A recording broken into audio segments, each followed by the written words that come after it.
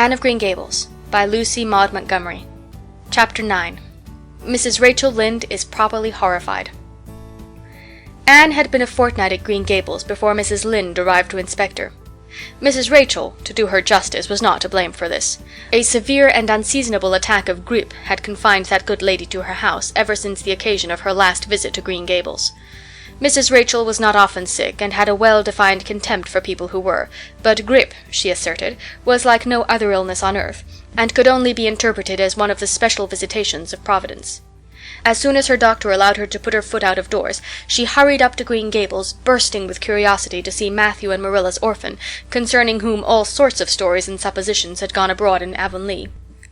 Anne had made good use of every waking moment of that fortnight. Already she was acquainted with every tree and shrub about the place. She had discovered that a lane opened out below the apple orchard, and ran up through a belt of woodland, and she had explored it to its furthest end in all its delicious vagaries of brook and bridge, fir coppice and wild cherry arch, corners thick with fern, and branching byways of maple and mountain ash. She had made friends with the spring down in the hollow, that wonderful deep, clear, icy-cold spring. It was set about with smooth red sandstones and rimmed in by great palm-like clumps of water-fern, and beyond it was a log bridge over the brook. That bridge led Anne's dancing feet up over a wooded hill beyond, where perpetual twilight reigned under the straight, thick-growing firs and spruces. The only flowers there were myriads of delicate June bells, those shyest and sweetest of woodland blooms, and a few pale aerial starflowers, like the spirits of last year's blossoms.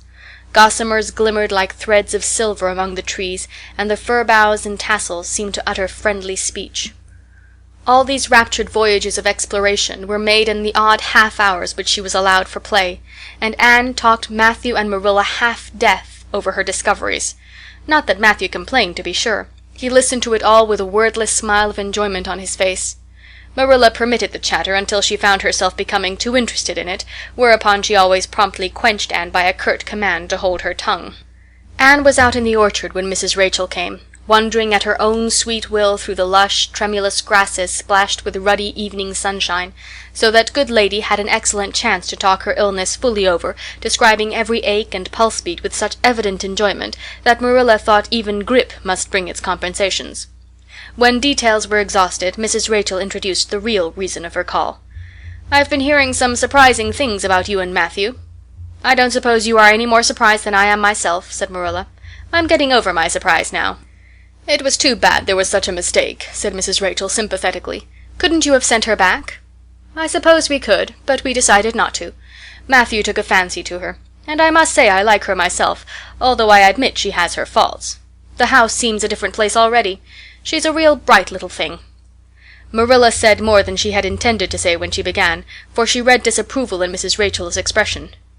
"It's a great responsibility you've taken on yourself," said that lady gloomily, "especially when you've never had any experience with children. You don't know much about her or her real disposition, I suppose, but there's no guessing how a child like that will turn out. But I don't want to discourage you, I'm sure, Marilla." "I'm not feeling discouraged," was Marilla's dry response. "When I make up my mind to do a thing, it stays made up. I suppose you'd like to see Anne. I'll call her in." Anne came running in presently, her face sparkling with the delight of her orchard rovings, but abashed at finding herself in the unexpected presence of a stranger, she halted confusedly inside the door. She certainly was an odd-looking little creature in the short, tight, wincey dress she had worn from the asylum, below which her thin legs seemed ungracefully long. Her freckles were more numerous and obtrusive than ever. The wind had ruffled her hatless hair into over-brilliant disorder. It had never looked redder than at that moment. "Well, they didn't pick you for your looks, that's sure and certain," was Mrs. Rachel Lynde's emphatic comment. Mrs. Rachel was one of those delightful and popular people who pride themselves on speaking their mind without fear or favor. "She's terrible skinny and homely, Marilla. Come here, child, and let me have a look at you. Lawful heart, did anyone ever see such freckles? And hair as red as carrots. Come here, child, I say." Anne came there, but not exactly as Mrs. Rachel expected. With one bound she crossed the kitchen floor and stood before Mrs. Rachel, her face scarlet with anger, her lips quivering, and her whole slender form trembling from head to foot. "I hate you!" she cried in a choked voice, stamping her foot on the floor. "I hate you! I hate you! I hate you! a louder stamp with each assertion of hatred. "How dare you call me skinny and ugly? How dare you say I'm freckled and red-headed? You are a rude, impolite, unfeeling woman!" "Anne!" exclaimed Marilla in consternation. But Anne continued to face Mrs. Rachel undauntedly, head up, eyes blazing, hands clenched, passionate indignation exhaling from her like an atmosphere. "How dare you say such things about me?" she repeated vehemently. "How would you like to have such things said about you? How would you like to be told that you are fat and clumsy and probably hadn't a spark of imagination in you? I don't care if I do hurt your feelings by saying so.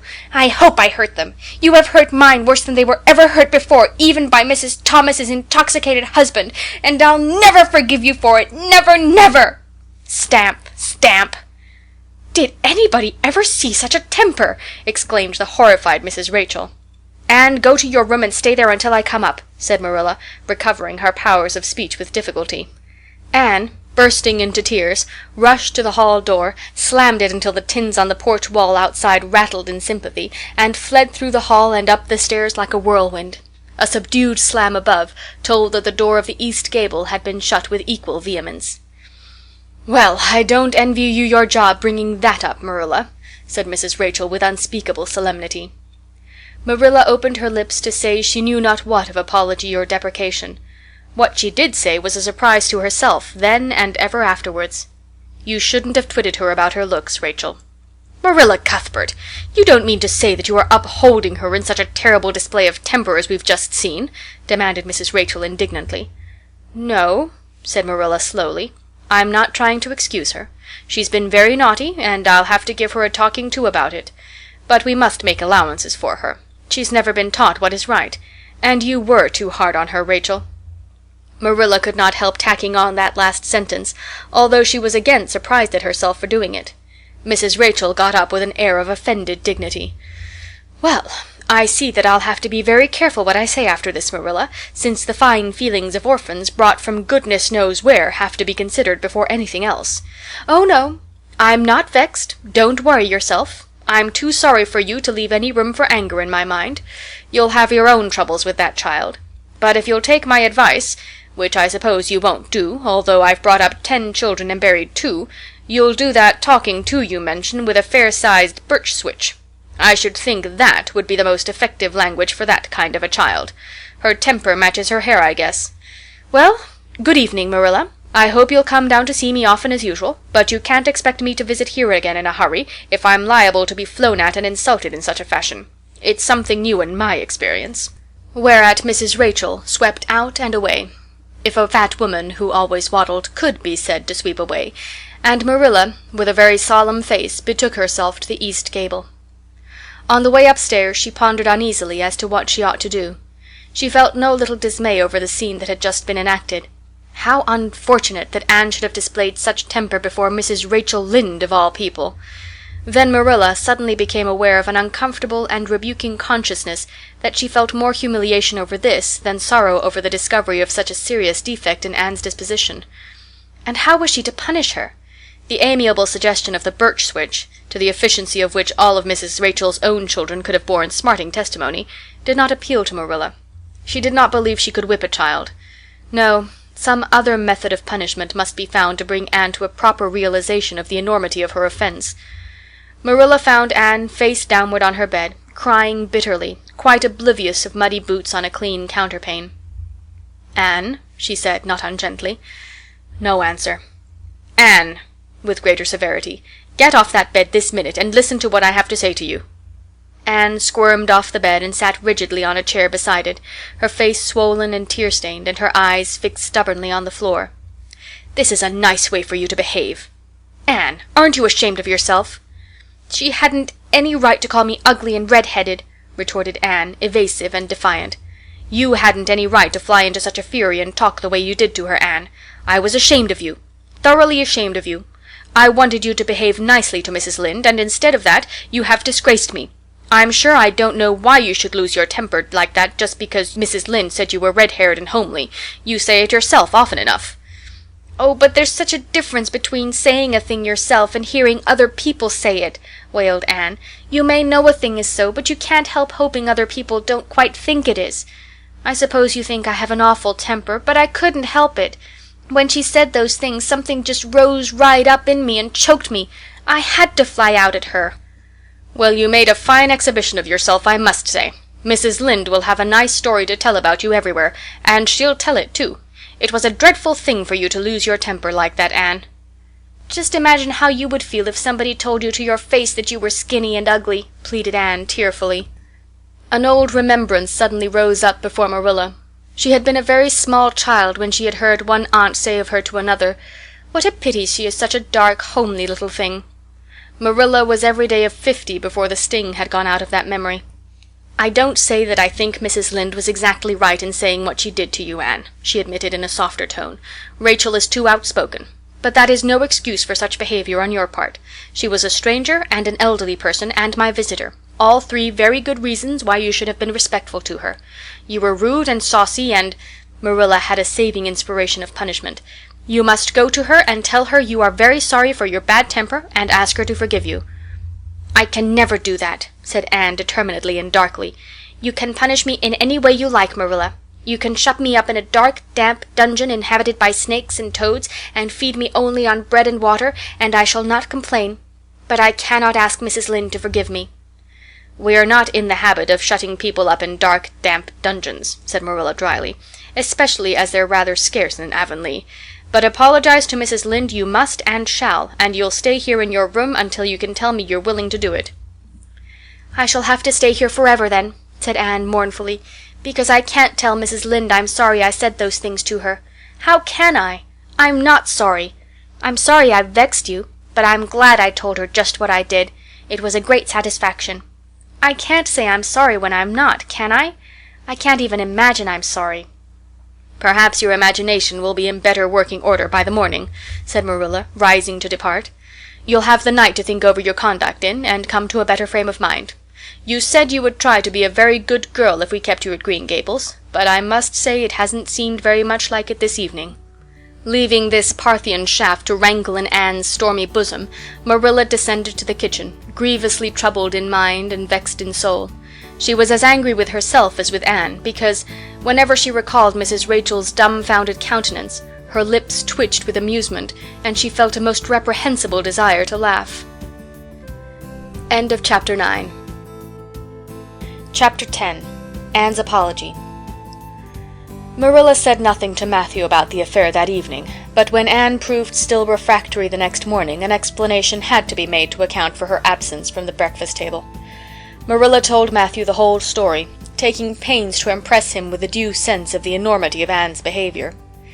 "It's a good thing Rachel Lynde got a calling down. She's a meddlesome old gossip," was Matthew's consolatory rejoinder. "Matthew Cuthbert, I'm astonished at you. You know that Anne's behavior was dreadful, and yet you take her part. I suppose you'll be saying next that she oughtn't to be punished at all." "Well, now, no, not exactly," said Matthew uneasily. "I reckon she ought to be punished a little, but don't be too hard on her, Marilla. Recollect, she hasn't ever had anyone to teach her right. You're going to give her something to eat, aren't you?" "When did you ever hear me of starving people into good behavior?" demanded Marilla indignantly. "She'll have her meals regular, and I'll carry them up to her myself. But she'll stay up there until she's willing to apologize to Mrs. Lynde, and that's final, Matthew." Breakfast, dinner, and supper were very silent meals, for Anne still remained obdurate. After each meal, Marilla carried a well-filled tray to the east gable and brought it down later on, not noticeably depleted. Matthew eyed its last descent with a troubled eye. Had Anne eaten anything at all? When Marilla went out that evening to bring the cows from the back pasture, Matthew, who had been hanging about the barns and watching, slipped into the house with the air of a burglar and crept upstairs. As a general thing, Matthew gravitated between the kitchen and the little bedroom off the hall where he slept.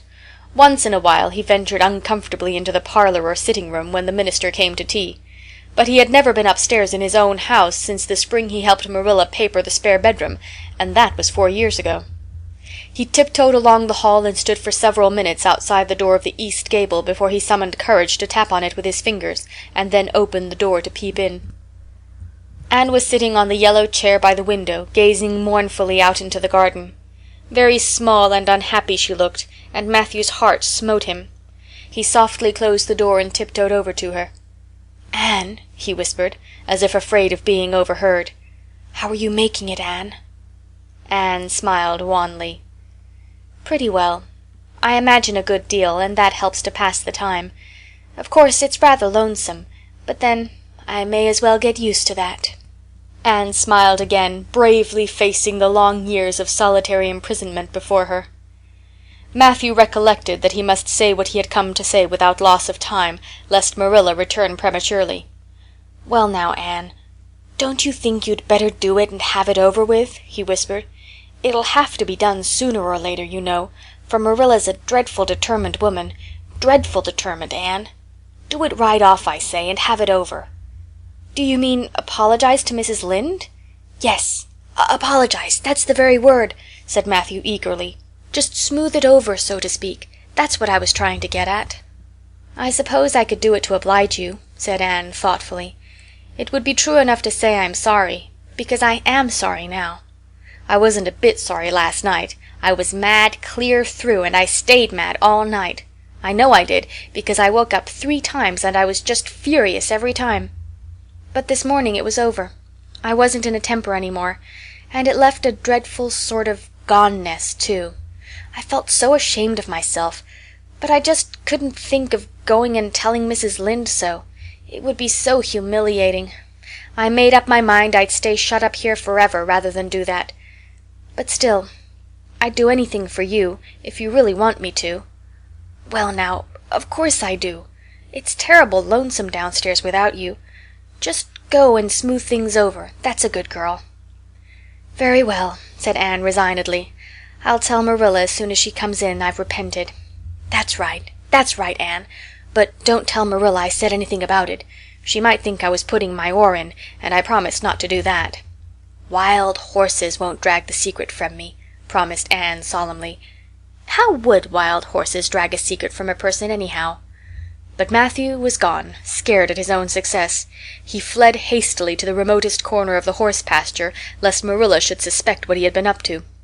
Marilla herself, upon her return to the house, was agreeably surprised to hear a plaintive voice calling, "Marilla," over the banisters. "Well?" she said, going into the hall. "I'm sorry I lost my temper and said rude things, and I'm willing to go and tell Mrs. Lynde so." "Very well." Marilla's crispness gave no sign of her relief.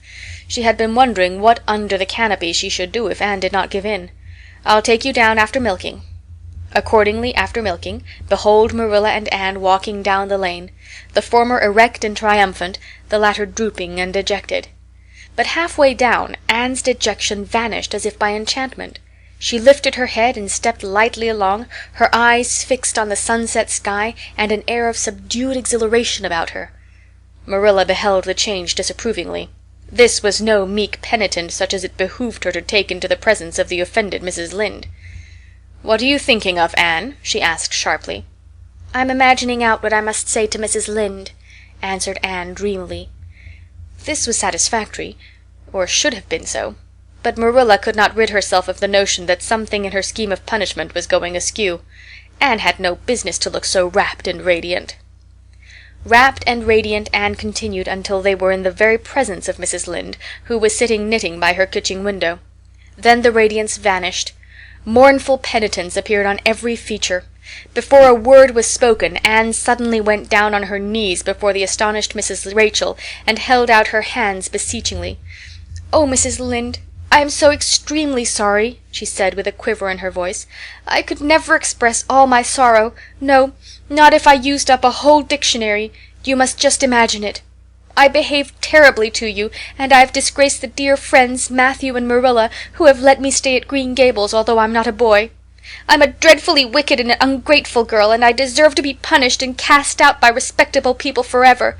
It was very wicked of me to fly into a temper because you told me the truth. It was the truth. Every word you said was true. My hair is red, and I'm freckled and skinny and ugly. What I said to you was true, too, but I shouldn't have said it. Oh, Mrs. Lynde, please, please forgive me. If you refuse, it will be a lifelong sorrow to me. You wouldn't like to inflict a lifelong sorrow on a poor little orphan girl, would you, even if she had a dreadful temper? Oh, I'm sure you wouldn't. Please say you forgive me, Mrs. Lynde." Anne clasped her hands together, bowed her head, and waited for the word of judgment. There was no mistaking her sincerity. It breathed in every tone of her voice. Both Marilla and Mrs. Lynde recognized its unmistakable ring. But the former understood in dismay that Anne was actually enjoying her valley of humiliation, was reveling in the thoroughness of her abasement. Where was the wholesome punishment upon which she, Marilla, had plumed herself? Anne had turned it into a species of positive pleasure. Good Mrs. Lynde, not being overburdened with perception, did not see this. She only perceived that Anne had made a very thorough apology, and all resentment vanished from her kindly, if somewhat officious, heart. "There, there, get up, child," she said heartily. "Of course I forgive you. I guess I was a little too hard on you anyway. But I'm such an outspoken person. You just mustn't mind me, that's what. It can't be denied your hair is terrible red, but I knew a girl once, went to school with her in fact, whose hair was every mite as red as yours when she was young, but when she grew up it darkened to a real handsome auburn. I wouldn't be a mite surprised if yours did too. Not a mite." "Oh, Mrs. Lynde!" Anne drew a long breath as she rose to her feet. "You have given me a hope. I shall always feel that you are a benefactor. Oh, I could endure anything if I only thought my hair would be a handsome auburn when I grew up. It would be so much easier to be good if one's hair was a handsome auburn, don't you think? And now, may I go out into your garden and sit on that bench under the apple trees while you and Marilla are talking? There's so much more scope for imagination out there." "Laws, yes, run along, child, and you can pick a bouquet of them white June lilies over in the corner if you like." As the door closed behind Anne, Mrs. Lynde got briskly up to light a lamp. "She's a real odd little thing. Take this chair, Marilla. It's easier than the one you've got. I just keep that for the hired boy to sit on. Yes, she certainly is an odd child, but there is something kind of taking about her after all. I don't feel so surprised at you and Matthew keeping her as I did, nor so sorry for you either. She may turn out all right. Of course, she has a queer way of expressing herself, a little too, well, too kind of forcible, you know. But she'll likely get over that now that she's come to live among civilized folks. And then her temper's pretty quick, I guess. But there's one comfort. A child that has a quick temper, just blaze up and cool down, ain't never likely to be sly or deceitful. Preserve me from a sly child, that's what. On the whole, Marilla, I kind of like her." When Marilla went home, Anne came out of the fragrant twilight of the orchard with a sheaf of white narcissi in her hands. "I apologized pretty well, didn't I?" she said proudly as they went down the lane. "I thought since I had to do it, I might as well do it thoroughly." "You did it thoroughly, all right enough," was Marilla's comment. Marilla was dismayed at finding herself inclined to laugh over the recollection. She had also an uneasy feeling that she ought to scold Anne for apologizing so well, but then that was ridiculous. She compromised with her conscience by saying severely, "I hope you won't have occasion to make many more such apologies. I hope you'll try to control your temper now, Anne." "That wouldn't be so hard if people wouldn't twit me about my looks," said Anne with a sigh. "I don't get cross about other things, but I'm so tired of being twitted about my hair, and it just makes me boil right over. Do you suppose my hair will really be a handsome auburn when I grow up?" "You shouldn't think so much about your looks, Anne. I'm afraid you are a very vain little girl." "How can I be vain when I know I'm homely?" protested Anne. "I love pretty things, and I hate to look in the glass and see something that isn't pretty. It makes me feel so sorrowful, just as I feel when I look at any ugly thing. I pity it because it isn't beautiful." "Handsome is as handsome does," quoted Marilla. "I've had that said to me before, but I have my doubts about it," remarked skeptical Anne, sniffing at her narcissi. "Oh, aren't these flowers sweet? It was lovely of Mrs. Lynde to give them to me. I have no hard feelings against Mrs. Lynde now. It gives you a lovely, comfortable feeling to apologize and be forgiven, doesn't it? Aren't the stars bright tonight? If you could live in a star, which one would you pick? I'd like that lovely, clear, big one away over there above that dark hill." "And do hold your tongue," said Marilla, thoroughly worn out trying to follow the gyrations of Anne's thoughts. Anne said no more until they turned into their own lane. A little gypsy wind came down it to meet them, laden with the spicy perfume of young dew-wet ferns. Far up in the shadows a cheerful light gleamed out through the trees from the kitchen at Green Gables. Anne suddenly came close to Marilla and slipped her hand into the older woman's hard palm. "It's lovely to be going home, and know it's home," she said. "I love Green Gables already, and I never loved any place before. No place ever seemed like home. Oh, Marilla, I'm so happy. I could pray right now and not find it a bit hard." Something warm and pleasant welled up in Marilla's heart at a touch of that thin little hand in her own, a throb of the maternity she had missed, perhaps. Its very unaccustomedness and sweetness disturbed her. She hastened to restore her sensations to their normal calm by inculcating a moral. "If you'll be a good girl, you'll always be happy, Anne. And you should never find it hard to say your prayers." "Saying one's prayers isn't exactly the same thing as praying," said Anne meditatively. "But I'm going to imagine that I'm the wind that is blowing up there in those treetops. When I get tired of the trees, I'll imagine I'm gently waving down here in the ferns, and then I'll fly over to Mrs. Lynde's garden and set the flowers dancing, and then I'll go with one great swoop over the clover field, and then I'll blow over the lake of shining waters and ripple it all up into little sparkling waves. Oh, there's so much scope for imagination in a wind. So I'll not talk any more just now, Marilla." "Thanks be to goodness for that," breathed Marilla in devout relief. End of chapter 10. Chapter 11. Anne's Impressions of Sunday School. "Well, how do you like them?" said Marilla. Anne was standing in the gable room, looking solemnly at 3 new dresses spread out on the bed. One was of snuffy-colored gingham, which Marilla had been tempted to buy from a peddler the preceding summer because it looked so serviceable. One was of black and white checkered sateen, which she had picked up at a bargain counter in the winter, and one was a stiff print of an ugly blue shade which she had purchased that week at a Carmody store. She had made them up herself, and they were all made alike, plain skirts fulled tightly to plain waists, with sleeves as plain as waist and skirt, and tight as sleeves could be. "I'll imagine that I like them," said Anne soberly. "I don't want you to imagine it," said Marilla, offended. "Oh, I can see you don't like the dresses. What is the matter with them? Aren't they neat and clean and new?" "Yes."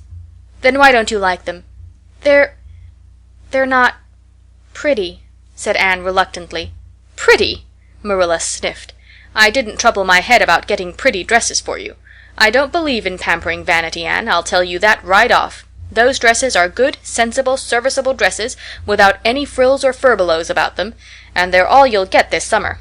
The brown gingham and the blue print will do you for school when you begin to go. The sateen is for church and Sunday school. I'll expect you to keep them neat and clean and not to tear them. I should think you'd be grateful to get most anything after those skimpy, wincey things you've been wearing." "Oh, I am grateful," protested Anne, "but I'd be ever so much gratefuller if you'd made just one of them with puffed sleeves. Puffed sleeves are so fashionable now. It would give me such a thrill, Marilla, just to wear a dress with puffed sleeves." "Well, you'll have to do without your thrill. I hadn't any material to waste on puffed sleeves. I think they're ridiculous-looking things anyhow. I prefer the plain, sensible ones." "But I'd rather look ridiculous when everybody else does than plain and sensible all by myself," persisted Anne mournfully. "Trust you for that. Well, hang those dresses carefully up in your closet, and then sit down and learn the Sunday school lesson. I got a quarterly from Mr. Bell for you, and you'll go to Sunday school tomorrow," said Marilla, disappearing downstairs in high dudgeon. Anne clasped her hands and looked at the dresses. "I did hope there would be a white one with puffed sleeves," she whispered disconsolately. "I prayed for one, but I didn't much expect it on that account. I didn't suppose God would have time to bother about a little orphan girl's dress. I knew I'd just have to depend on Marilla for it. Well, fortunately I can imagine that one of them is of snow-white muslin, with lovely lace frills and 3 puffed sleeves." The next morning, warnings of a sick headache prevented Marilla from going to Sunday school with Anne. "You'll have to go down and call for Mrs. Lynde, Anne," she said. "She'll see that you get into the right class. Now mind you behave yourself properly. Stay to preaching afterwards, and ask Mrs. Lynde to show you our pew. Here's a cent for collection. Don't stare at people, and don't fidget. I shall expect you to tell me the text when you come home." Anne started off irreproachably, arrayed in the stiff black and white sateen, which, while decent as regards length and certainly not open to the charge of skimpiness, contrived to emphasize every corner and angle of her thin figure. Her hat was a little flat glossy new sailor, the extreme plainness of which had likewise much disappointed Anne, who had permitted herself secret visions of ribbon and flowers. The latter, however, were supplied before Anne reached the main road, for being confronted halfway down the lane with a golden frenzy of wind-stirred buttercups and a glory of wild roses, Anne promptly and liberally garlanded her hat with a heavy wreath of them. Whatever other people might have thought of the result, it satisfied Anne, and she tripped gaily down the road, holding her ruddy head with its decoration of pink and yellow very proudly. When she had reached Mrs. Lynde's house, she found that lady gone. Nothing daunted, Anne proceeded onward to the church alone. In the porch she found a crowd of little girls, all more or less gaily attired in whites and blues and pinks, and all staring with curious eyes at this stranger in their midst, with her extraordinary head adornment. Avonlea little girls had already heard queer stories about Anne. Mrs. Lynde said she had an awful temper. Jerry Butte, the hired boy at Green Gables, said she talked all the time to herself or to the trees and flowers like a crazy girl. They looked at her and whispered to each other behind their quarterlies. Nobody made any friendly advances, then or later on when the opening exercises were over, and Anne found herself in Miss Rogerson's class. Miss Rogerson was a middle-aged lady who had taught a Sunday school class for 20 years. Her method of teaching was to ask the printed questions from the quarterly and look sternly over its edge at the particular little girl she thought ought to answer the question. She looked very often at Anne, and Anne, thanks to Marilla's drilling, answered promptly, but it may be questioned if she understood very much about either question or answer. She did not think she liked Miss Rogerson, and she felt very miserable. Every other little girl in the class had puffed sleeves. Anne felt that life was really not worth living without puffed sleeves. "Well, how did you like Sunday school?" Marilla wanted to know when Anne came home. Her wreath having faded, Anne had discarded it in the lane, so Marilla was spared the knowledge of that for a time. "I didn't like it a bit. It was horrid." "Anne Shirley!" said Marilla rebukingly. Anne sat down on the rocker with a long sigh, kissed one of Bonny's leaves, and waved her hand to a blossoming fuchsia. "They might have been lonesome while I was away," she explained. "And now about the Sunday school. I behaved well, just as you told me. Mrs. Lynde was gone, but I went right on myself. I went into the church with a lot of other little girls, and I sat in the corner of a pew by the window while the opening exercises went on. Mr. Bell made an awfully long prayer. I would have been dreadfully tired before he got through if I hadn't been sitting by that window. But it looked right out on the lake of shining waters, so I just gazed at that and imagined all sorts of splendid things." "You shouldn't have done anything of the sort. You should have listened to Mr. Bell." "But he wasn't talking to me," protested Anne. "He was talking to God, and he didn't seem to be very much interested in it either. I think he thought God was too far off, though. There was a long row of white birches hanging over the lake, and the sunshine fell down through them way, way down, deep into the water. Oh, Marilla, it was like a beautiful dream. It gave me a thrill, and I just said, 'Thank you for it, God,' 2 or 3 times. "Not out loud, I hope," said Marilla anxiously. "Oh, no, just under my breath." "Well, Mr. Bell did get through at last, and they told me to go into the classroom with Miss Rogerson's class. There were 9 other girls in it. They all had puffed sleeves. I tried to imagine mine were puffed too, but I couldn't. Why couldn't I? It was as easy as could be to imagine they were puffed when I was alone in the east gable, but it was awfully hard there among the others who had really, truly puffs."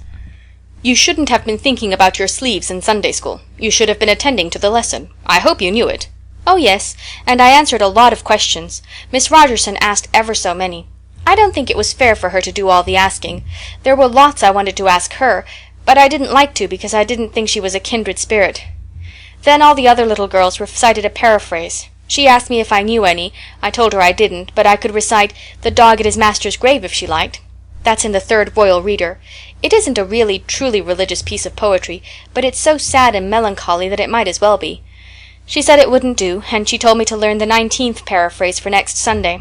I read it over in church afterwards, and it's splendid. There are 2 lines in particular that just thrill me. 'Quick as the slaughtered squadrons fell in Midian's evil day.' I don't know what squadrons means, nor Midian either, but it sounds so tragical. I can hardly wait until next Sunday to recite it. I'll practice it all the week. After Sunday school I asked Miss Rogerson, because Mrs. Lynde was too far away, to show me your pew. I sat just as still as I could, and the text was Revelation's 3rd chapter, 2nd and 3rd verses. It was a very long text. If I was a minister, I'd pick the short, snappy ones. The sermon was awfully long, too. I suppose the minister had to match it to the text. I didn't think he was a bit interesting. The trouble with him seems to be that he hasn't enough imagination. I didn't listen to him very much. I just let my thoughts run, and I thought of the most surprising things." Marilla felt helplessly that all this should be sternly reproved, but she was hampered by the undeniable fact that some of the things Anne had said, especially about the minister's sermons and Mr. Bell's prayers, were what she herself had really thought, deep down in her heart, for years, but had never given expression to. It almost seemed to her that those secret, unuttered, critical thoughts had suddenly taken visible and accusing shape and form in the person of this outspoken morsel of neglected humanity. End of Chapter 11. Chapter 12. A Solemn Vow and Promise. It was not until next Friday that Marilla heard the story of the flower-wreathed hat. She came home from Mrs. Lynde's and called Anne to account. "Anne, Mrs. Rachel says you went to church last Sunday with your hat rigged out ridiculous with roses and buttercups. What on earth put you up to such a caper? A pretty-looking object you must have been." "Oh, I know pink and yellow aren't becoming to me," began Anne. "Becoming fiddlesticks! It was putting flowers on your hat at all, no matter what color they were, that was ridiculous. You are the most aggravating child." "I don't see why it's any more ridiculous to wear flowers on your hat than on your dress," protested Anne. "Lots of little girls there had bouquets pinned on their dresses. What's the difference?" Marilla was not to be drawn from the safe concrete into dubious paths of the abstract. "Don't answer me back like that, Anne. It was very silly of you to do such a thing. Never let me catch you at such a trick again. Mrs. Rachel says she thought she would sink through the floor when she saw you come in all rigged out like that. She couldn't get near enough to tell you to take them off until it was too late. She says people talked about it something dreadful. Of course, they would think I had no better sense than to let you go decked out like that." "Oh, I'm so sorry," said Anne, tears welling into her eyes. "I never thought you'd mind. The roses and buttercups were so sweet and pretty, I thought they'd look lovely on my hat. Lots of the little girls had artificial flowers on their hats. I'm afraid I'm going to be a dreadful trial to you. Maybe you'd better send me back to the asylum. That would be terrible. I don't think I could endure it. Most likely I would go into consumption. I'm so thin as it is, you see. But that would be better than being a trial to you." "Nonsense," said Marilla, vexed at herself for having made the child cry. "I don't want to send you back to the asylum, I'm sure. All I want is that you should behave like other little girls and not make yourself ridiculous. Don't cry any more. I've got some news for you. Diana Barry came home this afternoon. I'm going up to see if I can borrow a skirt pattern from Mrs. Barry, and if you like you can come with me and get acquainted with Diana." Anne rose to her feet with clasped hands, the tears still glistening on her cheeks. The dish towel she had been hemming slipped unheeded to the floor. "Oh, Marilla, I'm frightened. Now that it has come, I'm actually frightened. What if she shouldn't like me? It would be the most tragical disappointment of my life." "Now don't get into a fluster. And I do wish you wouldn't use such long words. It sounds so funny in a little girl. I guess Diana'll like you well enough. It's her mother you've got to reckon with. If she doesn't like you, it won't matter how much Diana does. If she has heard about your outburst to Mrs. Lynde and going to church with buttercups round your hat, I don't know what she'll think of you. You must be polite and well-behaved, and don't make any of your startling speeches. For pity's sake, if the child isn't actually trembling." Anne was trembling. Her face was pale and tense. "Oh, Marilla, you'd be excited too if you were going to meet a little girl you hoped to be your bosom friend and whose mother mightn't like you," she said as she hastened to get her hat. They went over to Orchard Slope by the short-cut across the brook and up the firry hill grove. Mrs. Barry came to the kitchen door in answer to Marilla's knock. She was a tall, black-eyed, black-haired woman with a very resolute mouth. She had the reputation of being very strict with her children. "How do you do, Marilla?" she said cordially. "Come in. And this is the little girl you have adopted, I suppose?" "Yes, this is Anne Shirley," said Marilla. "Spelled with an E," gasped Anne, who, tremulous and excited as she was determined there should be no misunderstanding on that important point. Mrs. Barry, not hearing or not comprehending, merely shook hands and said kindly, "How are you?" "I am well in body, although considerably rumpled up in spirit, thank you, ma'am," said Anne gravely. Then aside to Marilla in an audible whisper, "There wasn't anything startling in that, was there, Marilla?" Diana was sitting on the sofa reading a book which she dropped when the callers entered. She was a very pretty little girl, with her mother's black eyes and hair, and rosy cheeks, and the merry expression which was her inheritance from her father. "This is my little girl, Diana," said Mrs. Barry. "Diana, you might take Anne out into the garden and show her your flowers. It will be better for you than straining your eyes over that book. She reads entirely too much." This to Marilla as the little girls went out. "And I can't prevent her, for her father aids and abets her. She's always poring over a book. I'm glad she has the prospect of a playmate. Perhaps it will take her more out of doors." Outside in the garden, which was full of mellow sunset light streaming through the dark old firs to the west of it, stood Anne and Diana, gazing bashfully at each other over a clump of gorgeous tiger lilies. The Barry garden was a bowery wilderness of flowers, which would have delighted Anne's heart at any time less fraught with destiny. It was encircled by huge old willows and tall firs, beneath which flourished flowers that loved the shade.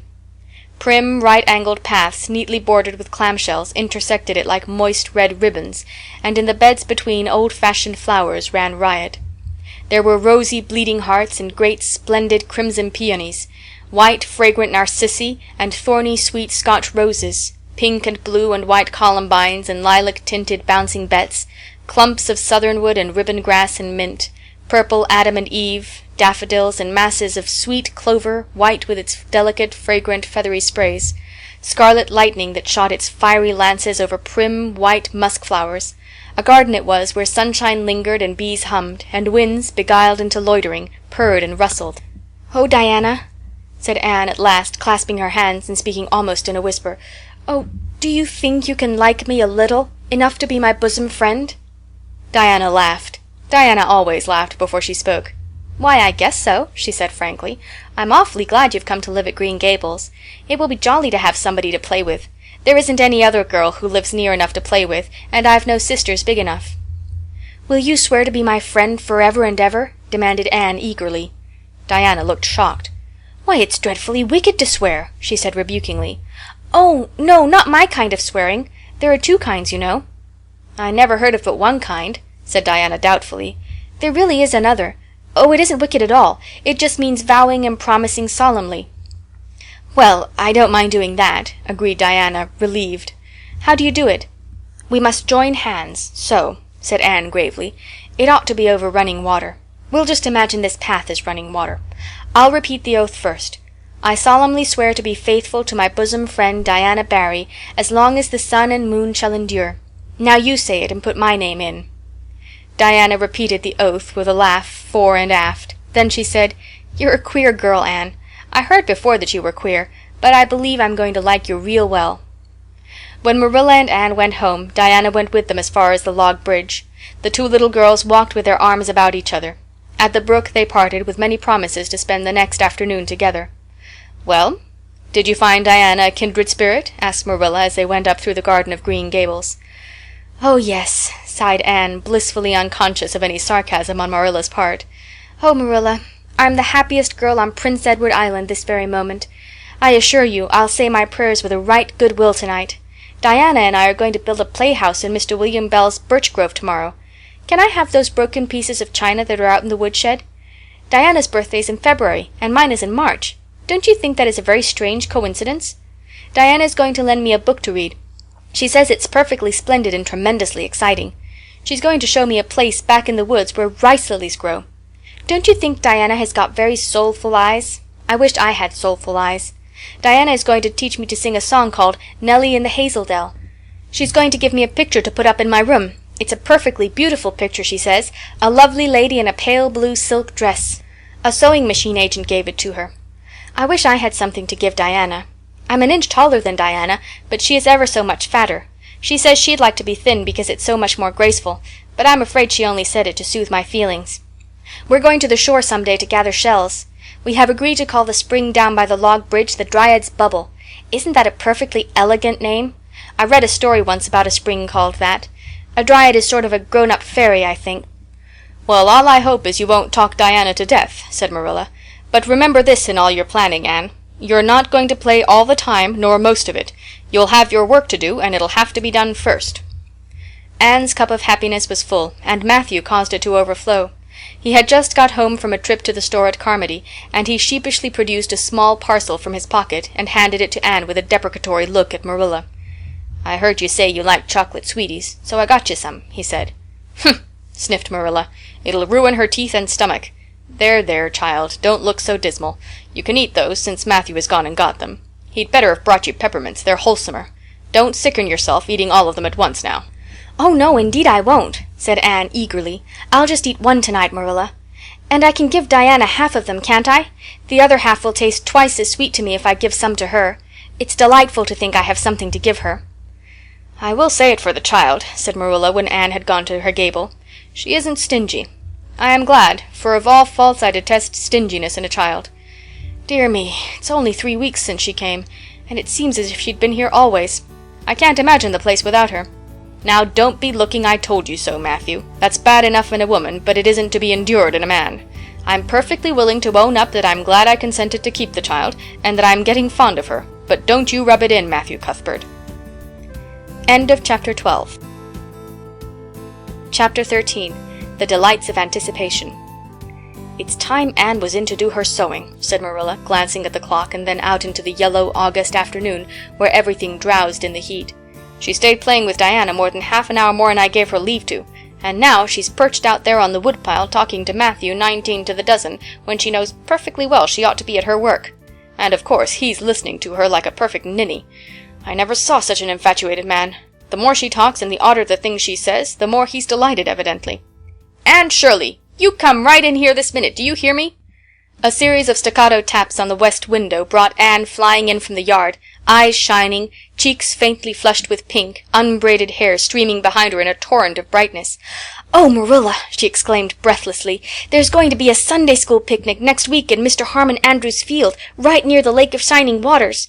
And Mrs. Superintendent Bell and Mrs. Rachel Lynde are going to make ice cream. Think of it, Marilla, ice cream! And oh, Marilla, can I go to it?" "Just look at the clock, if you please, Anne. What time did I tell you to come in?" 2 o'clock. But isn't it splendid about the picnic, Marilla? Please can I go? Oh, I've never been to a picnic. I've dreamed of picnics, but I've never— "Yes, I told you to come in at 2 o'clock, and it's 2:45. I'd like to know why you didn't obey me, Anne." "Why, I meant to, Marilla, as much as could be. But you have no idea how fascinating Idlewild is, and then of course I had to tell Matthew about the picnic. Matthew is such a sympathetic listener. Please can I go?" "You'll have to learn to resist the fascination of whatever you call it. When I tell you to come in at a certain time, I mean that time and not half an hour later. And you needn't stop to discourse with sympathetic listeners on your way either. As for the picnic, of course you can go. You're a Sunday school scholar, and it's not likely I'd refuse to let you go when all the other little girls are going." But, faltered Anne, "Diana says that everybody must take a basket of things to eat. I can't cook, as you know, Marilla, and I don't mind going to a picnic without puffed sleeves so much, but I'd feel terribly humiliated if I had to go without a basket. It's been preying on my mind ever since Diana told me." "Well, it needn't prey any longer. I'll bake you a basket." "Oh, you dear good Marilla. Oh, you're so kind to me. Oh, I'm so much obliged to you." Getting through with her O's, Anne cast herself into Marilla's arms and rapturously kissed her sallow cheek. It was the first time in her whole life that childish lips had voluntarily touched Marilla's face. Again that sudden sensation of startling sweetness thrilled her. She was secretly vastly pleased at Anne's impulsive caress, which was probably the reason why she said brusquely, There, never mind your kissing nonsense. I'd sooner see you doing strictly as you're told. As for cooking, I mean to begin giving you lessons in that some of these days. But you're so feather-brained, Anne, I've been waiting to see if you'd sober down a little and learn to be steady before I begin. You've got to keep your wits about you in cooking, and not stop in the middle of things to let your thoughts rove all over creation. Now get out your patchwork and have your square done before tea-time." "I do not like patchwork," said Anne dolefully, hunting out her work-basket and sitting down before a little heap of red and white diamonds with a sigh. "I think some kinds of sewing would be nice, but there's no scope for imagination in patchwork. It's just one little seam after another, and you never seem to be getting anywhere. But of course, I'd rather be Anne of Green Gables sewing patchwork than Anne of any other place with nothing to do but play. I wish time went as quick sewing patches as it does when I'm playing with Diana, though. Oh, we do have such elegant times, Marilla. I have to furnish most of the imagination, but I'm well able to do that. Diana is simply perfect in every other way. You know that little piece of land across the brook that runs up between our farm and Mr. Barry's? It belongs to Mr. William Bell, and right in the corner there is a little ring of white birch trees. The most romantic spot, Marilla. Diana and I have our playhouse there. We call it Idlewild. Isn't that a poetical name? I assure you it took me some time to think it out. I stayed awake nearly a whole night before I invented it. Then, just as I was dropping off to sleep, it came like an inspiration. Diana was enraptured when she heard it. We've got our house fixed up elegantly. You must come and see it, Marilla, won't you? We have great big stones all covered with moss for seats, and boards from tree to tree for shelves. And we have all our dishes on them. Of course, they're all broken, but it's the easiest thing in the world to imagine that they are whole. There is a piece of a plate with a spray of red and yellow ivy on it that is especially beautiful. We keep it in the parlor, and we have the fairy glass there, too. The fairy glass is as lovely as a dream. Diana found it out in the woods behind their chicken house. It's all full of rainbows, just little young rainbows that haven't grown big yet, and Diana's mother told her it was broken off a hanging lamp they once had. But it's nice to imagine the fairies lost it one night when they had a ball, so we call it the fairy glass. Matthew is going to make us a table. Oh, we have named that little round pool over in Mr. Barry's field Willowmere. I got that name out of the book Diana lent me. That was a thrilling book, Marilla. The heroine had 5 lovers. I'd be satisfied with one, wouldn't you? She was very handsome, and she went through great tribulations. She could faint as easy as anything. I'd love to be able to faint, wouldn't you, Marilla? It's so romantic. But I'm really very healthy for all I'm so thin. I believe I'm getting fatter, though. Don't you think I am? I look at my elbows every morning when I get up to see if any dimples are coming. Diana is having a new dress made with elbow sleeves. She's going to wear it to the picnic. Oh, I do hope it will be fine next Wednesday. I don't feel that I could endure the disappointment if anything happened to prevent me from getting to the picnic. I suppose I'd live through it, but I'm certain it would be a lifelong sorrow. It wouldn't matter if I got to 100 picnics in after years. They wouldn't make up for missing this one. They're going to have boats on the Lake of Shining Waters, and ice cream, as I told you. I have never tasted ice cream. Diana tried to explain what it was like, but I guess ice cream is one of those things that are beyond imagination. "Anne, you have talked even on for 10 minutes by the clock," said Marilla. "Now, just for curiosity's sake, see if you can hold your tongue for the same length of time." Anne held her tongue as desired, but for the rest of the week she talked picnic and thought picnic and dreamed picnic. On Saturday it rained, and she worked herself up into such a frantic state lest it should keep on raining until and over Wednesday that Marilla made her sew an extra patchwork square by way of steadying her nerves. On Sunday Anne confided to Marilla on the way home from church that she grew actually cold all over with excitement when the minister announced the picnic from the pulpit. "Such a thrill as went up and down my back, Marilla. I don't think I'd ever really believed until then that there was honestly going to be a picnic. I couldn't help fearing I'd only imagined it. But when a minister says a thing in the pulpit, you just have to believe it." "You set your heart too much on things, Anne," said Marilla with a sigh. "I'm afraid there'll be a great many disappointments in store for you through life." "Oh, Marilla, looking forward to things is half the pleasure of them," exclaimed Anne. "You mayn't get the things themselves, but nothing can prevent you from having the fun of looking forward to them. Mrs. Lynde says, 'Blessed are they who expect nothing, for they shall not be disappointed,' but I think it would be worse to expect nothing than to be disappointed." Marilla wore her amethyst brooch to church that day as usual. Marilla always wore her amethyst brooch to church. She would have thought it rather sacrilegious to leave it off, as bad as forgetting her Bible or her collection dime. That amethyst brooch was Marilla's most treasured possession. A seafaring uncle had given it to her mother, who in turn had bequeathed it to Marilla. It was an old-fashioned oval, containing a braid of her mother's hair surrounded by a border of very fine amethysts. Marilla knew too little about precious stones to realize how fine the amethysts actually were, but she thought them very beautiful, and was always pleasantly conscious of their violet shimmer at her throat, above her good brown satin dress, even although she could not see it. Anne had been smitten with delighted admiration when she first saw that brooch. "Oh, Marilla, it's a perfectly elegant brooch. I don't know how you can pay attention to the sermon or the prayers when you have it on. I couldn't, I know. I think amethysts are just sweet. They are what I used to think diamonds were like. Long ago, before I had ever seen a diamond, I read about them, and I tried to imagine what they would be like. I thought they would be lovely, glimmering purple stones. When I saw a real diamond in a lady's ring one day, I was so disappointed I cried. Of course it was very lovely, but it wasn't my idea of a diamond. Will you let me hold the brooch for 1 minute, Marilla? Do you think amethysts can be the souls of good violets?" End of Chapter 13. Chapter 14. Anne's Confession. On the Monday evening before the picnic, Marilla came down from her room with a troubled face.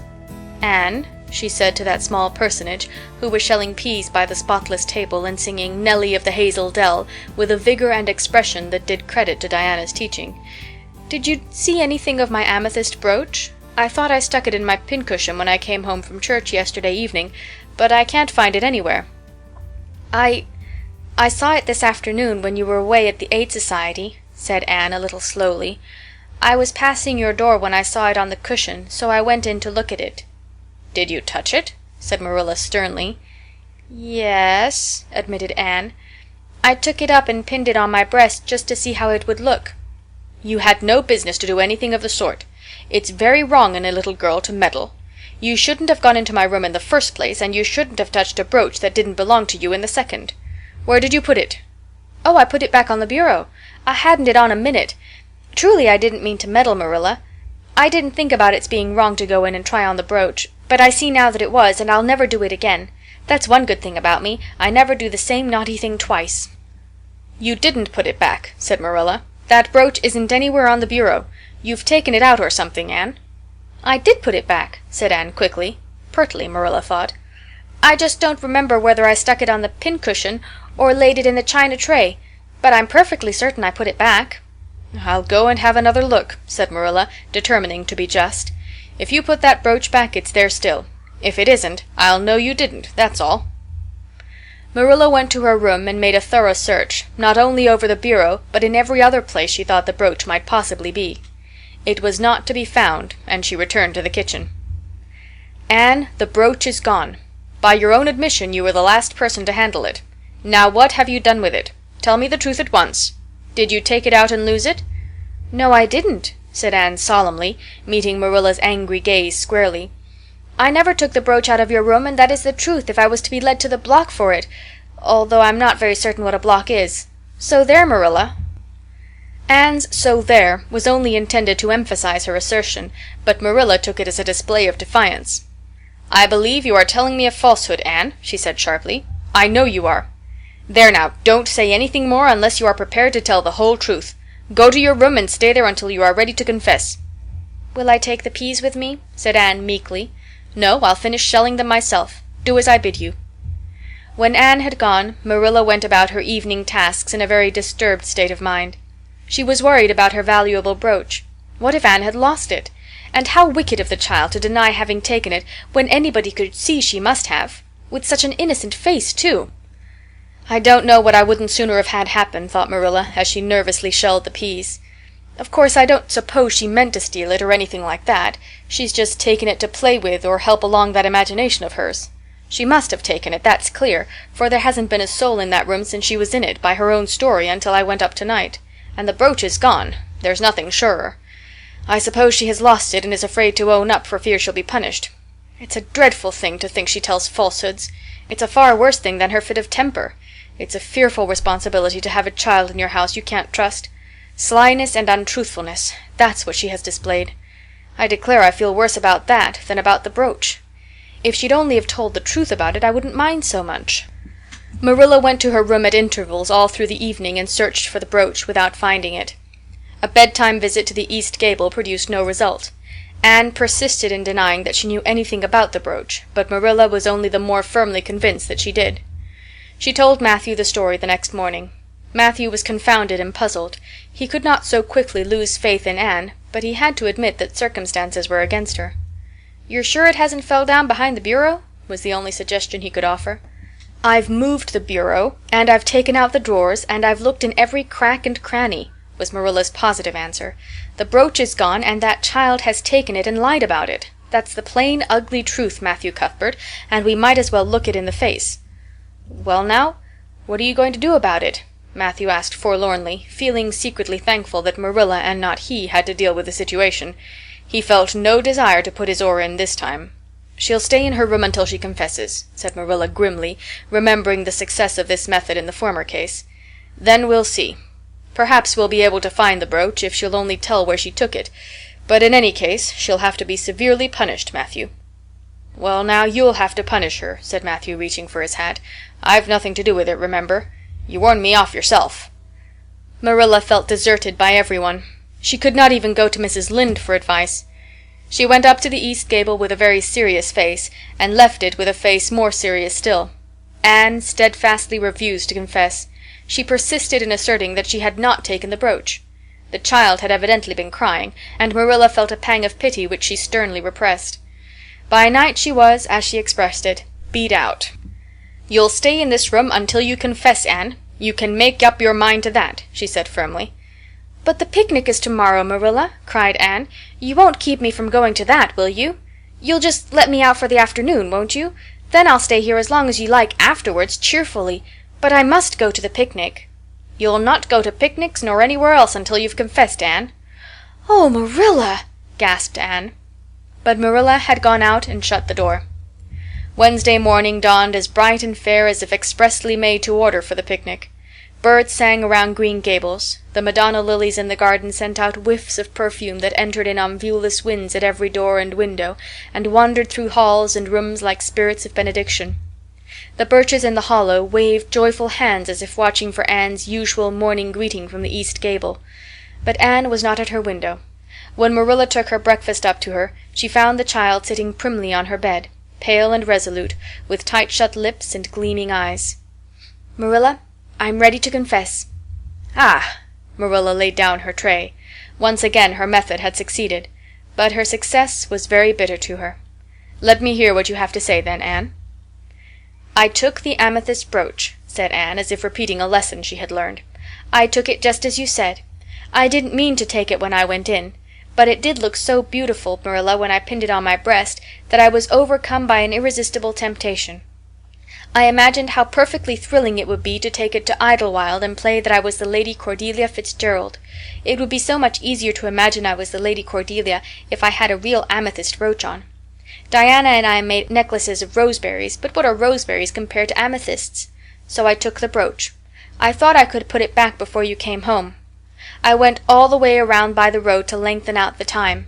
When I was going over the bridge across the Lake of Shining Waters, I took the brooch off to have another look at it. Oh, how it did shine in the sunlight! And then, when I was leaning over the bridge, it just slipped through my fingers, so, and went down, down, down, all purply sparkling, and sank forevermore beneath the Lake of Shining Waters. And that's the best I can do at confessing, Marilla." Marilla felt hot anger surge up into her heart again.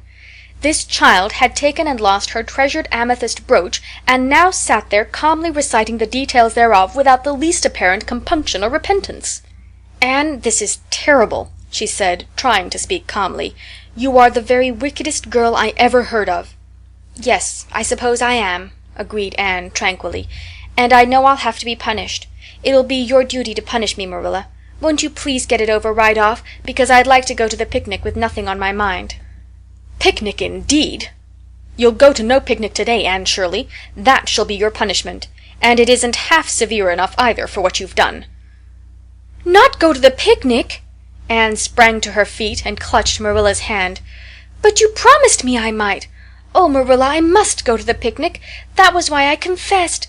Punish me any way you like but that. Oh, Marilla, please, please let me go to the picnic. Think of the ice cream. For anything you know, I may never have a chance to taste ice cream again." Marilla disengaged Anne's clinging hands stonily. "You needn't plead, Anne. You are not going to the picnic, and that's final. No, not a word." Anne realized that Marilla was not to be moved. She clasped her hands together, gave a piercing shriek, and then flung herself face downward on the bed, crying and writhing in an utter abandonment of disappointment and despair. "For land's sake!" gasped Marilla, hastening from the room. "I believe the child is crazy. No child in her senses would behave as she does. Oh, if she isn't utterly bad! Oh, dear, I'm afraid Rachel was right from the first. But I've put my hand to the plow, and I won't look back." That was a dismal morning. Marilla worked fiercely and scrubbed the porch floor and the dairy shelves when she could find nothing else to do. Neither the shelves nor the porch needed it, but Marilla did. Then she went out and raked the yard. When dinner was ready, she went to the stairs and called Anne. A tear-stained face appeared, looking tragically over the banisters. "Come down to your dinner, Anne." "I don't want any dinner, Marilla," said Anne sobbingly. "I couldn't eat anything. My heart is broken. You'll feel remorse of conscience some day, I expect, for breaking it, Marilla, but I forgive you. Remember when the time comes that I forgive you. But please don't ask me to eat anything, especially boiled pork and greens. Boiled pork and greens are so unromantic when one is in affliction." Exasperated, Marilla returned to the kitchen and poured out her tale of woe to Matthew, who, between his sense of justice and his unlawful sympathy for Anne, was a miserable man. "Well, now, she shouldn't have taken the brooch, Marilla, or told stories about it," he admitted, mournfully surveying his plateful of unromantic pork and greens as if he, like Anne, thought it a food unsuited to crises of feeling. "But she's such a little thing, such an interesting little thing. Don't you think it's pretty rough not to let her go to the picnic when she's so set on it?" "Matthew Cuthbert, I'm amazed at you. I think I've let her off entirely too easy, and she doesn't appear to realize how wicked she's been at all. That's what worries me most. If she'd really felt sorry, it wouldn't be so bad. And you don't seem to realize it neither. You're making excuses for her all the time to yourself, I can see that." "Well, now, she's such a little thing," feebly reiterated Matthew, "and there should be allowances made, Marilla. You know she's never had any bringing up."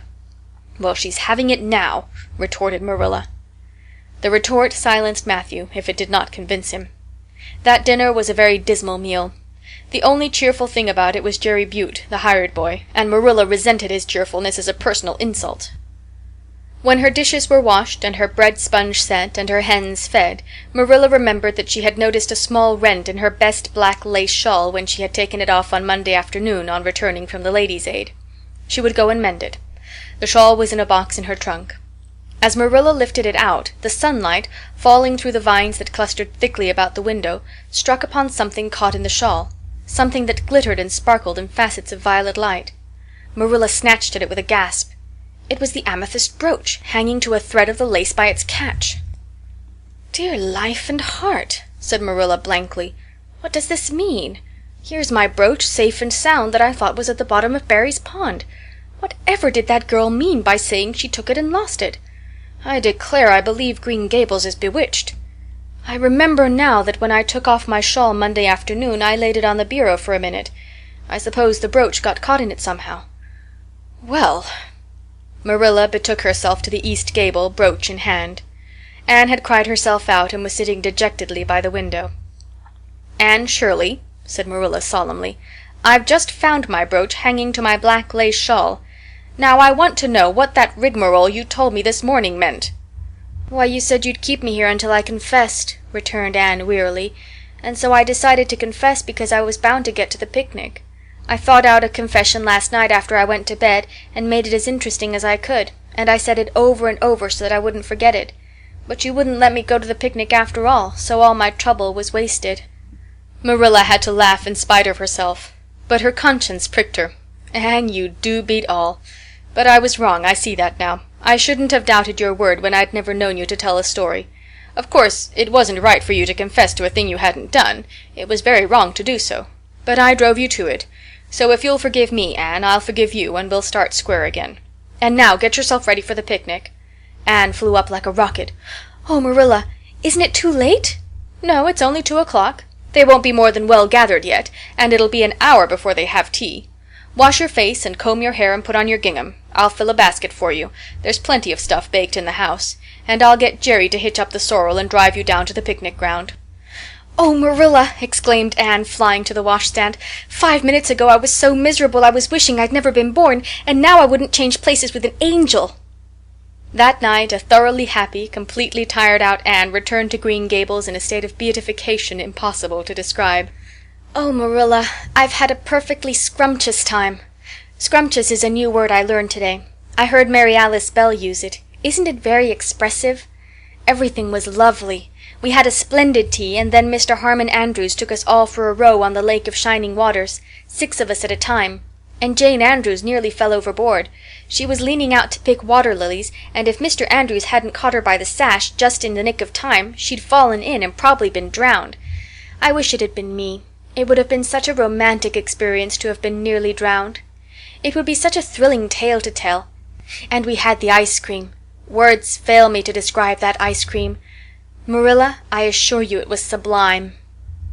That evening Marilla told the whole story to Matthew over her stocking basket. "I'm willing to own up that I made a mistake," she concluded candidly. "But I've learned a lesson. I have to laugh when I think of Anne's confession, although I suppose I shouldn't, for it really was a falsehood. But it doesn't seem as bad as the other would have been, somehow. And anyhow, I'm responsible for it. That child is hard to understand in some respects, but I believe she'll turn out all right yet. And there's one thing certain, no house will ever be dull that she's in." End of Chapter 14. Chapter 15. A Tempest in the School Teapot. "What a splendid day," said Anne, drawing a long breath. "Isn't it good just to be alive on a day like this? I pity the people who aren't born yet for missing it. They may have good days, of course, but they can never have this one. And it's splendider still to have such a lovely way to go to school by, isn't it?" "It's a lot nicer than going round by the road. That is so dusty and hot," said Diana practically, peeping into her dinner basket and mentally calculating, if the 3 juicy, toothsome raspberry tarts reposing there were divided among 10 girls, how many bites each girl would have. The little girls of Avonlea school always pooled their lunches, and to eat 3 raspberry tarts all alone, or even to share them only with one's best chum, would have forever and ever branded as awful mean the girl who did it. And yet, When the tarts were divided among 10 girls, you just got enough to tantalize you. The way Anne and Diana went to school was a pretty one.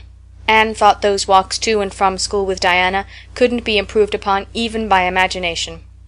Going round by the main road would have been so unromantic, but to go by Lover's Lane and Willowmere and Violet Vale and the Birch Path was romantic if ever anything was. Lover's Lane opened out below the orchard at Green Gables and stretched far up into the woods to the end of the Cuthbert farm. It was the way by which the cows were taken to the back pasture and the wood hauled home in winter. Anne had named it Lover's Lane before she had been a month at Green Gables. Not that lovers ever really walk there, she explained to Marilla, but Diana and I are reading a perfectly magnificent book, and there's a Lover's Lane in it, so we want to have one too. And it's a very pretty name, don't you think? So romantic. We can imagine the lovers into it, you know. I like that lane because you can think out loud there without people calling you crazy. Anne, starting out alone in the morning, went down Lover's Lane as far as the brook. Here Diana met her, and the 2 little girls went on up the lane under the leafy arch of maples. Maples are such sociable trees, said Anne. They're always rustling and whispering to you, until they came to a rustic bridge. Then they left the lane and walked through Mr. Barry's back field and past Willowmere. Beyond Willowmere came Violet Vale, a little green dimple in the shadow of Mr. Andrew Bell's big woods. Of course, there are no violets there now, Anne told Marilla, but Diana says there are millions of them in spring. Oh, Marilla, can't you just imagine you see them? It actually takes away my breath. I named it Violet Vale. Diana says she never saw the beat of me for hitting on fancy names for places. It's nice to be clever at something, isn't it? But Diana named the Birch Path. She wanted to, so I let her, but I'm sure I could have found something more poetical than plain Birch Path. Anybody can think of a name like that. But the Birch Path is one of the prettiest places in the world, Marilla. It was. Other people besides Anne thought so when they stumbled on it. It was a little, narrow, twisting path, winding down over a long hill straight through Mr. Bell's woods, where the light came down sifted through so many emerald screens that it was as flawless as the heart of a diamond. It was fringed in all its length with slim young birches, white-stemmed and lissom-boughed. Ferns and starflowers and wild lilies of the valley and scarlet tufts of pigeonberries grew thickly along it. And there was always a delightful spiciness in the air, and music of bird calls and the murmur and laugh of woodwinds in the trees overhead. Now and then you might see a rabbit skipping across the road if you were quiet, which, with Anne and Diana, happened about once in a blue moon. Down in the valley the path came out to the main road, and then it was just up the spruce hill to the school. The Avonlea school was a whitewashed building, low in the eaves and wide in the windows, furnished inside with comfortable, substantial, old-fashioned desks that opened and shut, and were carved all over their lids with the initials and hieroglyphics of 3 generations of school-children. The schoolhouse was set back from the road, and behind it was a dusky fir wood, and a brook where all the children put their bottles of milk in the morning to keep cool and sweet until dinner hour. Marilla had seen Anne start off to school on the first day of September with many secret misgivings. Anne was such an odd girl. How would she get on with the other children? And how on earth would she ever manage to hold her tongue during school hours? Things went better than Marilla feared, however. Anne came home that evening in high spirits. "I think I'm going to like school here," she announced. "I don't think much of the master, though. He's all the time curling his mustache and making eyes at Prissy Andrews. Prissy is grown up, you know. She's 16 and she's studying for the entrance examination into Queen's Academy at Charlottetown next year. Tilly Boulter says the master is dead gone on her. She's got a beautiful complexion and curly brown hair, and she does it up so elegantly. She sits in the long seat at the back, and he sits there too, most of the time, to explain her lessons, he says. But Ruby Gillis says she saw him writing something on her slate, and when Prissy read it she blushed as red as a beet and giggled, and Ruby Gillis says she doesn't believe it had anything to do with the lesson." "Anne Shirley, don't let me hear you talking about your teacher in that way again," said Marilla sharply. "You don't go to school to criticize the master. I guess he can teach you something, and it's your business to learn. And I want you to understand right off that you are not to come home telling tales about him. That is something I won't encourage. I hope you were a good girl." "Indeed I was," said Anne comfortably. "It wasn't so hard as you might imagine, either. I sit with Diana. Our seat is right by the window, and we can look down to the lake of shining waters. There are a lot of nice girls in school, and we had scrumptious fun playing at dinner time. It's so nice to have a lot of little girls to play with, but of course I like Diana best and always will. I adore Diana. I'm dreadfully far behind the others. They're all in the 5th book, and I'm only in the 4th. I feel that it's kind of a disgrace. But there's not one of them has such an imagination as I have, and I soon found that out. We had reading and geography and Canadian history and dictation today. Mr. Phillips said my spelling was disgraceful, and he held up my slate so that everybody could see it all marked over. I felt so mortified, Marilla. He might have been politer to a stranger, I think. Ruby Gillis gave me an apple, and Sophia Sloane lent me a lovely pink card with "May I see you home" on it. I'm to give it back to her tomorrow. And Tilly Boulter let me wear her bead ring all the afternoon. Can I have some of those pearl beads off the old pincushion in the garret to make myself a ring? And oh, Marilla, Jane Andrews told me that Minnie McPherson told her that she heard Prissy Andrews tell Sarah Gillis that I had a very pretty nose. Marilla, that is the first compliment I have ever had in my life, and you can't imagine what a strange feeling it gave me. Marilla, have I really a pretty nose? I know you'll tell me the truth. Your nose is well enough, said Marilla shortly.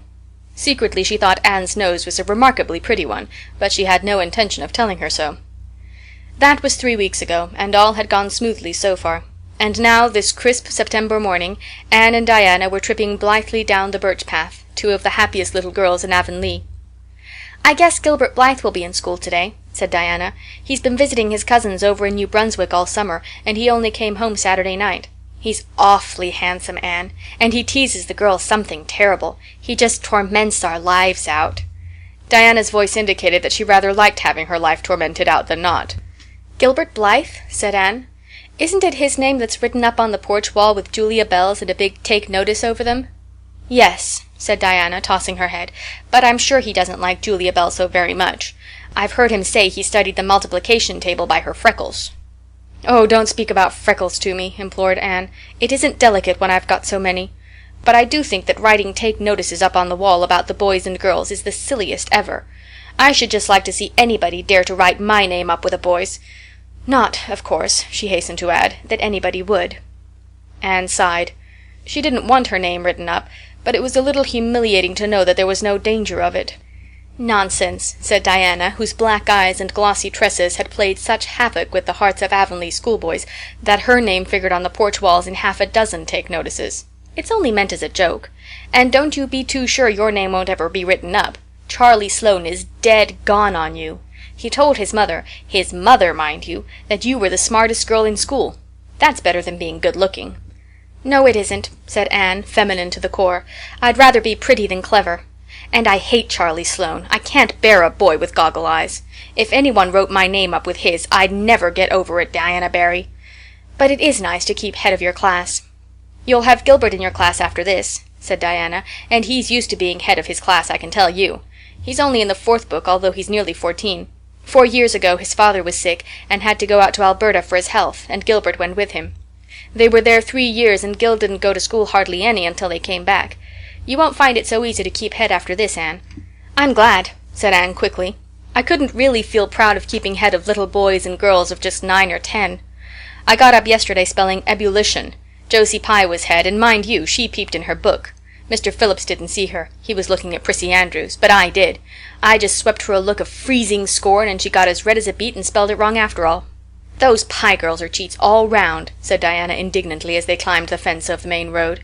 "Gertie Pye actually went and put her milk bottle in my place in the brook yesterday. Did you ever? I don't speak to her now." When Mr. Phillips was in the back of the room, hearing Prissy Andrews' Latin, Diana whispered to Anne, "That's Gilbert Blythe sitting right across the aisle from you, Anne. Just look at him and see if you don't think he's handsome." Anne looked accordingly. She had a good chance to do so, for the said Gilbert Blythe was absorbed in stealthily pinning the long yellow braid of Ruby Gillis, who sat in front of him, to the back of her seat. He was a tall boy, with curly brown hair, roguish hazel eyes, and a mouth twisted into a teasing smile. Presently Ruby Gillis started up to take a sum to the master. She fell back into her seat with a little shriek, believing that her hair was pulled out by the roots. Everybody looked at her, and Mr. Phillips glared so sternly that Ruby began to cry. Gilbert had whisked the pin out of sight and was studying his history with the soberest face in the world, but when the commotion subsided he looked at Anne and winked with inexpressible drollery. "I think your Gilbert Blythe is handsome," confided Anne to Diana, "but I think he's very bold. It isn't good manners to wink at a strange girl." But it was not until the afternoon that things really began to happen. Mr. Phillips was back in the corner explaining a problem in algebra to Prissy Andrews, and the rest of the scholars were doing pretty much as they pleased, eating green apples, whispering, drawing pictures on their slates, and driving crickets harnessed to strings up and down the aisle. Gilbert Blythe was trying to make Anne Shirley look at him, and failing utterly, because Anne was at that moment totally oblivious not only to the very existence of Gilbert Blythe, but of every other scholar in Avonlea school itself. With her chin propped on her hands, and her eyes fixed on the blue glimpse of the lake of shining waters that the west window afforded, she was far away in a gorgeous dreamland, hearing and seeing nothing save her own wonderful visions. Gilbert Blythe wasn't used to putting himself out to make a girl look at him and meeting with failure. She should look at him, that red-haired Shirley girl with the little pointed chin and the big eyes that weren't like the eyes of any other girl in Avonlea school. Gilbert reached across the aisle, picked up the end of Anne's long red braid, held it out at arm's length, and said in a piercing whisper, "Carrots! Carrots!" Then Anne looked at him with a vengeance. She did more than look. She sprang to her feet, her bright fancies fallen into cureless ruin. She flashed one indignant glance at Gilbert from eyes whose angry sparkle was swiftly quenched in equally angry tears. "You mean, hateful boy!" she exclaimed passionately. "How dare you!" And then, thwack! Anne had brought her slate down on Gilbert's head and cracked it, slate, not head, clear across. Avonlea school always enjoyed a scene. This was an especially enjoyable one. Everybody said, "Oh!" in horrified delight. Diana gasped. Ruby Gillis, who was inclined to be hysterical, began to cry. Tommy Sloane let his team of crickets escape him altogether while he stared open-mouthed at the tableau. Mr. Phillips stalked down the aisle and laid his hand heavily on Anne's shoulder. "Anne Shirley, what does this mean?" he said angrily. Anne returned no answer. It was asking too much of flesh and blood to expect her to tell before the whole school that she had been called carrots. Gilbert it was who spoke up stoutly. "It was my fault, Mr. Phillips. I teased her." Mr. Phillips paid no heed to Gilbert. "I am sorry to see a pupil of mine displaying such a temper and such a vindictive spirit," he said in a solemn tone, as if the mere fact of being a pupil of his ought to root out all evil passions from the hearts of small imperfect mortals. "Anne, go and stand on the platform in front of the blackboard for the rest of the afternoon." Anne would have infinitely preferred a whipping to this punishment, under which her sensitive spirit quivered as from a whiplash. With a white, set face she obeyed. Mr. Phillips took a chalk crayon and wrote on the blackboard above her head, "Anne Shirley has a very bad temper. Anne Shirley must learn to control her temper," and then read it out loud, so that even the primer class, who couldn't read writing, should understand it. Anne stood there the rest of the afternoon with that legend above her. She did not cry or hang her head. Anger was still too hot in her heart for that, and it sustained her amid all her agony of humiliation. With resentful eyes and passion-red cheeks she confronted alike Diana's sympathetic gaze and Charlie Sloane's indignant nods and Josie Pye's malicious smiles. As for Gilbert Blythe, she would not even look at him. She would never look at him again. She would never speak to him. When school was dismissed, Anne marched out with her red head held high. Gilbert Blythe tried to intercept her at the porch door. "I'm awfully sorry I made fun of your hair, Anne," he whispered contritely. "Honest I am. Don't be mad for keeps now." Anne swept by disdainfully, without look or sign of hearing. "Oh, how could you, Anne?" breathed Diana as they went down the road, half reproachfully, half admiringly. Diana felt that she could never have resisted Gilbert's plea. "I shall never forgive Gilbert Blythe," said Anne firmly. "And Mr. Phillips spelled my name without an E, too. The iron has entered into my soul, Diana." Diana hadn't the least idea what Anne meant, but she understood it was something terrible. "You mustn't mind Gilbert making fun of your hair," she said soothingly. "Why, he makes fun of all the little girls. He laughs at mine because it is so black. He's called me a crow 12 times, and I never heard him apologize for anything before either." "There's a great deal of difference between being called a crow and being called carrots," said Anne with dignity. "Gilbert Blythe has hurt my feelings excruciatingly, Diana." It is possible the matter might have blown over without more excruciation if nothing else had happened. But when things begin to happen, they are apt to keep on. Avonlea scholars often spent noon hour picking gum in Mr. Bell's spruce grove, over the hill and across his big pasture field. From there they could keep an eye on Eben Wright's house, where the master boarded.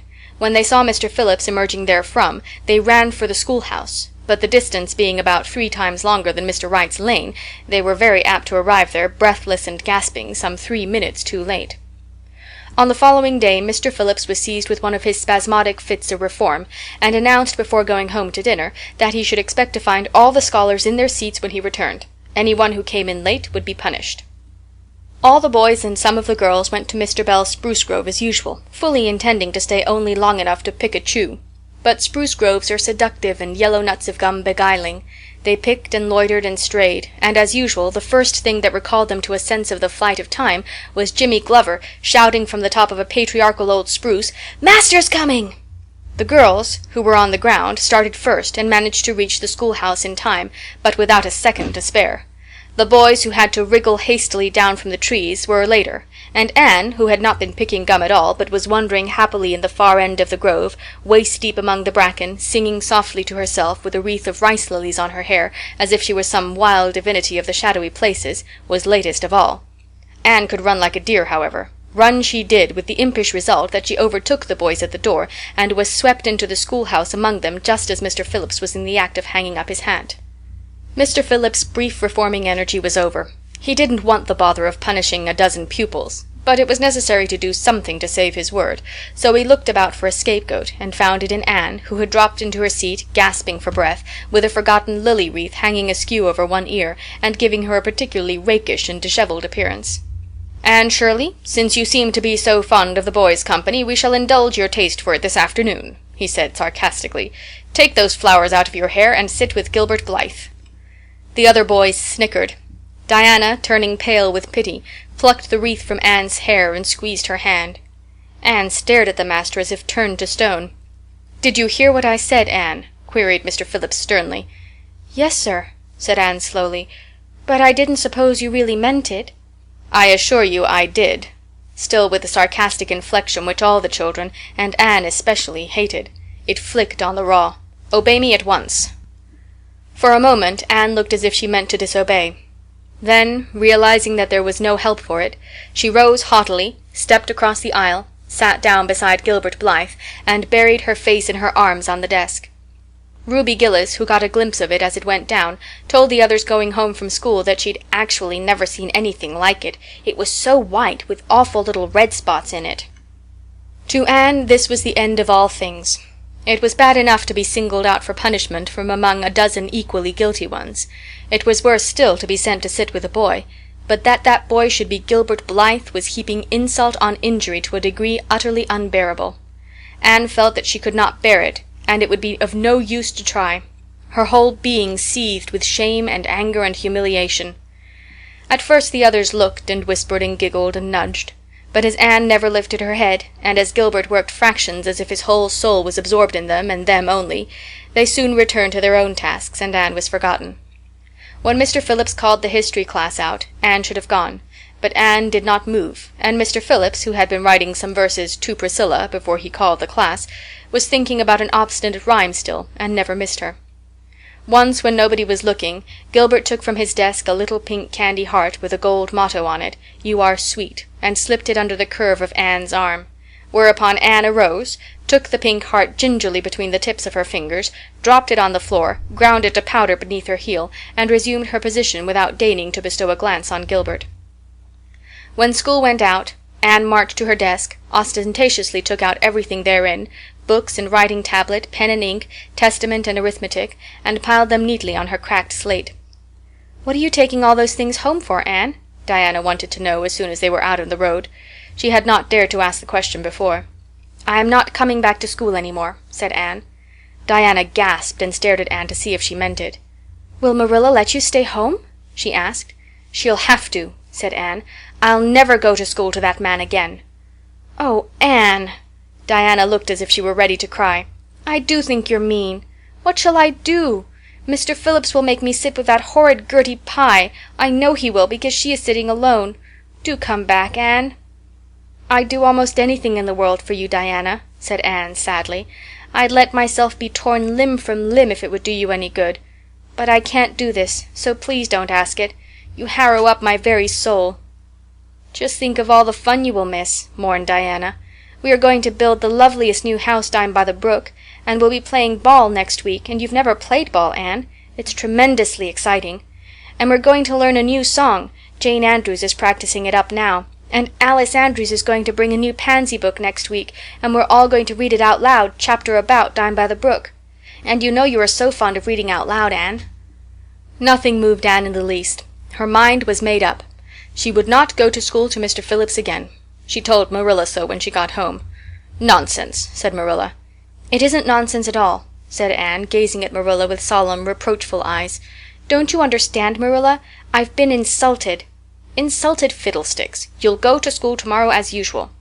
"Oh, no." Anne shook her head gently. "I'm not going back, Marilla. I'll learn my lessons at home, and I'll be as good as I can and hold my tongue all the time if it is possible at all. But I'll not go back to school, I assure you." Marilla saw something remarkably like unyielding stubbornness looking out of Anne's small face. She understood that she would have trouble in overcoming it, but she resolved wisely to say nothing more just then. "I'll run down and see Rachel about it this evening," she thought. "There's no use reasoning with Anne now. She's too worked up, and I've an idea she can be awful stubborn if she takes the notion. Far as I can make out from her story, Mr. Phillips has been carrying matters with a rather high hand, but it would never do to say so to her. I'll just talk it over with Rachel. She's sent 10 children to school, and she ought to know something about it. She'll have heard the whole story, too, by this time." Marilla found Mrs. Lynde knitting quilts as industriously and cheerfully as usual. "I suppose you know what I've come about," she said a little shamefacedly. Mrs. Rachel nodded. "About Anne's fuss in school, I reckon," she said. "Tilly Boulter was in on her way home from school and told me about it." "I don't know what to do with her," said Marilla. "She declares she won't go back to school. I never saw a child so worked up. I've been expecting trouble ever since she started to school. I knew things were going too smooth to last. She's so high-strung. What would you advise, Rachel?" "Well, since you've asked my advice, Marilla," said Mrs. Lynde amiably. Mrs. Lynde dearly loved to be asked for advice. "I'd just humor her a little at first, that's what I'd do. It's my belief that Mr. Phillips was in the wrong. Of course it doesn't do to say so to the children, you know. And of course he did right to punish her yesterday for giving way to temper, but today it was different. The others who were late should have been punished as well as Anne, that's what. And I don't believe in making the girls sit with the boys for punishment. It isn't modest. Tilly Boulter was real indignant. She took Anne's part right through and said all the scholars did too. Anne seems real popular among them somehow. I never thought she'd take with them so well." "Then you really think I'd better let her stay home?" said Marilla in amazement. "Yes. That is, I wouldn't say school to her again until she said it herself. Depend upon it, Marilla, she'll cool off in a week or so and be ready to go back of her own accord, that's what. While if you were to make her go back right off, dear knows what freak or tantrum she'd take next and make more trouble than ever. The less fuss made the better, in my opinion. She won't miss much by not going to school as far as that goes. Mr. Phillips isn't any good at all as a teacher. The order he keeps is scandalous, that's what, and he neglects the young fry and puts all his time on those big scholars he's getting ready for queens. He'd never have got the school for another year if his uncle hadn't been a trustee. The trustee, for he just leads the other two around by the nose, that's what. I declare, I don't know what education in this island is coming to." Mrs. Rachel shook her head as much as to say if she were only at the head of the educational system of the province, things would be much better managed. Marilla took Mrs. Rachel's advice, and not another word was said to Anne about going back to school. She learned her lessons at home, did her chores, and played with Diana in the chilly purple autumn twilights. But when she met Gilbert Blythe on the road or encountered him in Sunday school, she passed him by with an icy contempt that was no whit thawed by his evident desire to appease her. Even Diana's efforts as a peacemaker were of no avail. Anne had evidently made up her mind to hate Gilbert Blythe to the end of life. As much as she hated Gilbert, however, did she love Diana, with all the love of her passionate little heart, equally intense in its likes and dislikes. One evening Marilla, coming in from the orchard with a basket of apples, found Anne sitting along by the east window in the twilight, crying bitterly. "Whatever's the matter now, Anne?" she asked. "It's about Diana," sobbed Anne luxuriously. "I love Diana so, Marilla. I cannot ever live without her. But I know very well when we grow up that Diana will get married and go away and leave me. And oh, what shall I do? I hate her husband. I just hate him furiously. I've been imagining it all out, the wedding and everything. Diana dressed in snowy garments with a veil and looking as beautiful and regal as a queen, and me the bridesmaid with a lovely dress too, and puffed sleeves, but with a breaking heart hid beneath my smiling face. And then bidding Diana good-bye." Here Anne broke down entirely and wept with increasing bitterness. Marilla turned quickly away to hide her twitching face, but it was no use. She collapsed on the nearest chair and burst into such a hearty and unusual peal of laughter that Matthew, crossing the yard outside, halted in amazement. When had he heard Marilla laugh like that before? "Well, Anne Shirley," said Marilla as soon as she could speak, "if you must borrow trouble, for pity's sake borrow it handier home. I should think you had an imagination, sure enough."